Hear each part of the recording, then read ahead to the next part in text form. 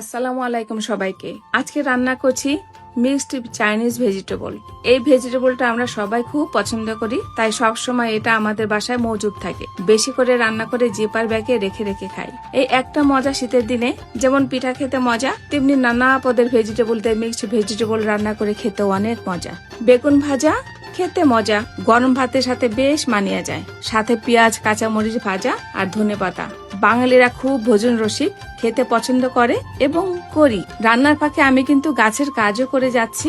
দুটা গাছের টবও বদলে ফেললাম। এই গাছগুলি অনেক দিন ধরে ছোট টবে ছিল। এই শিকড়গুলো টব ছাড়িয়ে একদম জট পাকিয়েছিল। একে বলে রুট বাউন্ড। ওদের বড় জায়গা দরকার আর পুষ্টি দরকার।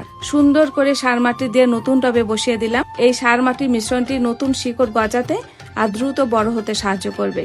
ব্যাস, আমার রান্না করা আর গাছের পরিচর্যা করা দুটা কাজই আমি করে ফেললাম আমার ছাদ বাগানে বসেই।